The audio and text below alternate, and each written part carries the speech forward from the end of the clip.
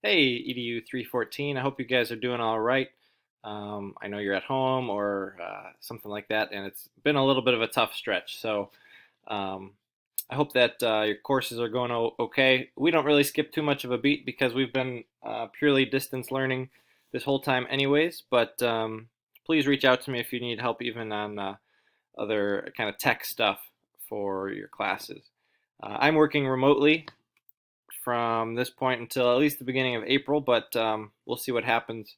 All the schools are on hold, at least as far as meeting face to face. And it's been quite an experience to see all these unprecedented decisions that are having to be made and very unfortunate circumstances. I hope that, again, as I've said before, that you and your family are safe.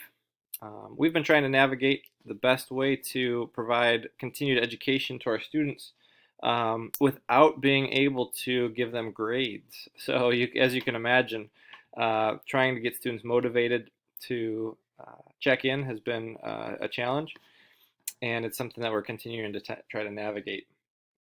I've tried to make the activities that I've provided students with engaging, and this week we're on our spring break.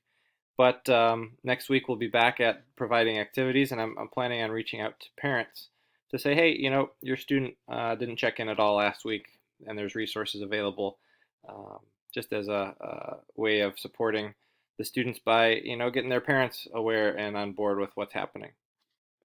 So, anyways, this week is the last activity, the last event for Gagne's 9 events.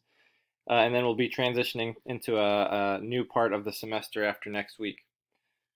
For the 9th event, it's all about enhancing retention and application and transfer to the job. As you can imagine, that's kind of the ultimate goal, right? Is that students would not just learn it for the period of time that you're teaching it, but that they would retain it and be able to use it in a real life scenario. So for this event, you're going to be looking for things that you can provide students that would help them to just practice it, rehearse it, and maybe revisit it again in the future. I'll mention again that at some points it might feel like there's overlap, and so I'm trying to provide new and different resources. And in a real life scenario, you probably wouldn't have a different piece of technology for every step along the way.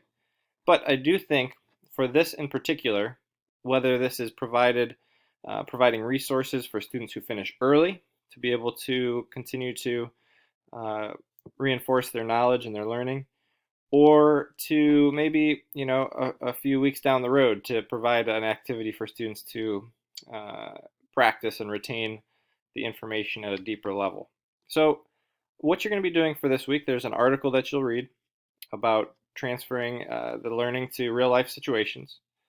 And then you're going to be finding or creating an activity that would allow students to kind of understand how it would apply in kind of a real world context. It could be a gaming type of situation, but in this folder you'll find there's some simulations, there's some gaming resources, and sometimes while video games we might kind of downplay, I think you've probably learned at this point that educational gaming, when done well, can be helpful for students to be able to practice, get immediate feedback, and especially when in these circumstances we're able to provide kind of real world options for them to practice. For younger grades, one of the ones that say I had in the past a student who did a measuring lesson, and what I had them do was have different skills like um, measuring the length of a piece of wood, or measuring the weight of a person, and then what jobs those would correspond to. So, construction, the medical field, whatever it might be. So, it could be something that you create or that you find that is can be done on a Chromebook or any kind of laptop.